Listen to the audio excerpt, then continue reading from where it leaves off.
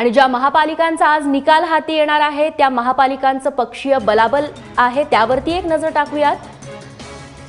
2012 मध्ये काय चित्र होतं? मुंबई महापालिकेमध्ये एकूण 227 जागा, भाजपला 31 मिळालेल्या होत्या, शिवसेनेला सर्वाधिक 76 जागा, काँग्रेस दुसरा मोठा पक्ष राहिलेला होता 52 जागांसह, तर राष्ट्रवादीला 13, मनसेला 28 जागा मिळाल्या होत्या 2012 मध्ये, तर इतर पक्ष आणि अपक्षांना 27।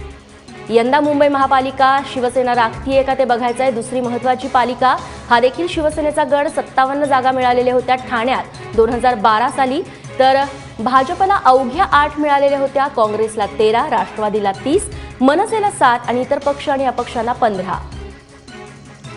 तिसरी महत्त्वाची महापालिका अर्थात पुणे, जिथे भाजपला 2012 साली 26 जागा मिळालेल्या होत्या, शिवसेनेला 15, राष्ट्रवादी इथे आघाडी करून सत्तेत आलेलं होतं, 54 जागा राष्ट्रवादीला, काँग्रेसला 29, मनसेने देखील इथं मोठी मुसंडी मारलेली होती 2012 मध्ये 28 जागांसह, इतर पक्ष आणि अपक्षांना 2 जागा हाती लागल्या होत्या। तर नाशिक महापालिका मनसेचा गड, 122 एकूण जागा, 2012 मध्ये 39% मतं आहेत ती मनसेला पडलेली होती, भाजपला 14, शिवसेनेला 22%, काँग्रेसला 16, राष्ट्रवादीला 20%, तर इतर पक्ष आणि अपक्षांच्या पदरात 11% पडलेले होते।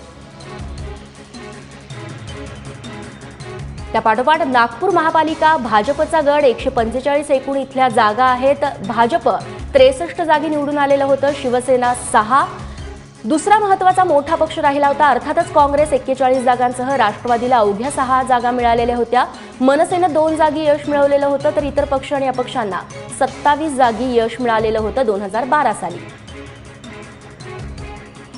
त्यापाठोपाठ सोलापूर महापालिका, 102 जागा, काँग्रेसचा हा गड आहे, 44 जागा काँग्रेसला 2012 साली मिळालेल्या होत्या, त्यापाठोपाठ भाजपला 26, शिवसेनेला 10, राष्ट्रवादी काँग्रेसला 14, मनसेला इथं खातं उघडता आलेलं नव्हतं आणि इतर पक्ष आणि अपक्षांना 8 जागी यश मिळालं होतं।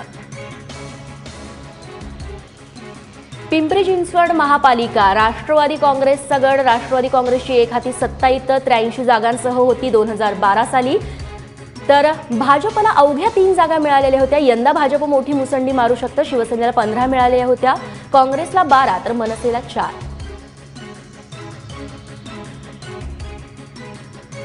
अकोल्याचं चित्र आपण बघतोय, 73 जागांसाठी इथे भाजपला 18% इतक्या जागा मिळालेल्या होत्या, शिवसेनेला 8, काँग्रेसला 18, राष्ट्रवादीला अवघ्या 5%, मनसेला 1%, तर इतर पक्ष आणि अपक्षांना 23%।